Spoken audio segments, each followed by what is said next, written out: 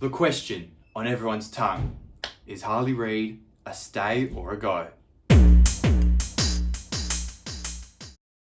G'day from the West, Lucas here, and welcome back to another Footy West video. Now today we're going to be discussing the question that is going through a lot of people's mind, particularly out here in the West and perhaps Victoria as well.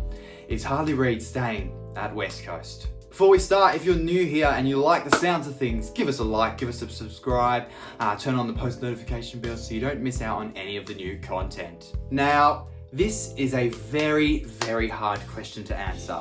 And before I say anything, I want to say, nobody knows. Nobody knows what he's doing except him, except the club, except his managers, and everything that everyone is talking about, myself included today. I believe it's just gibberish. Like, we are all making up these scenarios about what he's going to do. At the end of the day, it's his decision. It's up to him. He knows about it. His management, I would guess, know about his headspace and where he's sitting, and so do the club. So before I say anything and talk about anything today, I would like to say that this is complete fiction based. There's nothing set in stone. Nobody will know what he's doing except him. But we are going to have a little chat about it today. And right now, I am probably at a 60-40. I am at 60 that he stays at West Coast and 40 that he leaves. The reasons why he would stay at West Coast. I think getting Chad Warner over, if that comes through for West Coast and he plays in the blue and gold next year, I think that sways it for Harley. I think that goes from about a 60-40 to him staying to about maybe an 85-15 him staying. Obviously, nothing like guarantees him staying or him going, but I think it would be a big influential factor towards him staying. And I suppose the other thing is, West Coast are a very rich club. They can afford to pay him these big figures that are going around, that there's rumours going around about that he's going to be on in for his next contract. And West Coast, I think they definitely, well, I know that they would have the money for it because they are one of the richest clubs in the league, so they can afford to pay him the big bucks. But equally, you can't give your whole salary cap to one player, because at the end of the day, it's not, as much as Harley Reid is a good player, the West Coast Eagles are a club. They're not about one player. It's a club, it's a family, it's a whole unit. So you can't be throwing millions and millions and millions and millions out for one player and spending minimal on the rest. But on the other hand, you've got your good players and you need to pay them well to stay.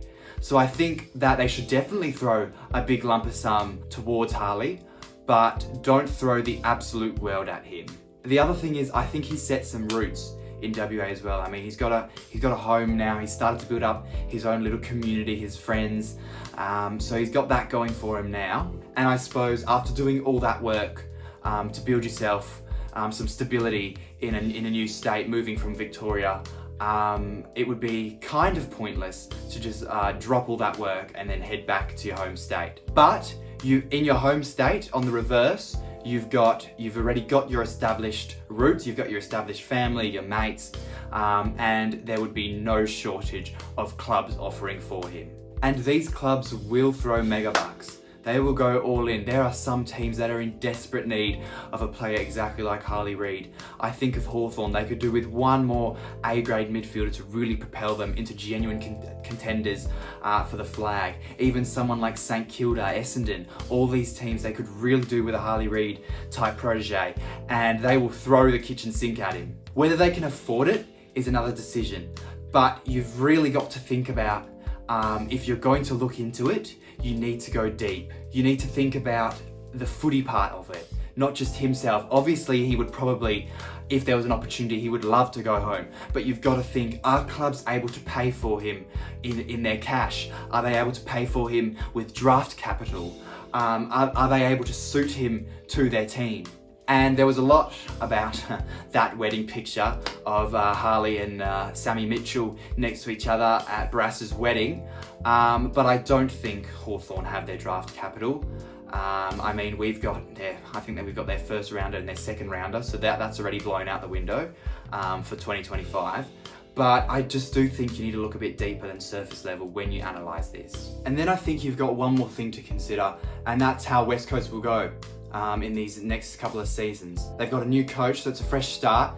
It's new beginnings. So if they do well, and if you can see genuine improvement and like potential to go further and surge up the ladder in the next few years, I reckon that'll also be a big inclination to stay for him. But on the opposite, if it's going downhill, if it's going more downhill, or it's stagnating, we're not going anywhere, I reckon that's also an indication for him to maybe start looking around. So you've just got to take these little things into consideration. I think he's a loyal man. I think if he sees a glimmer or enough potential in this side for West Coast in the next couple of years to make that grand final and make him a premiership player, he will stay. I believe he wants to be a one club man.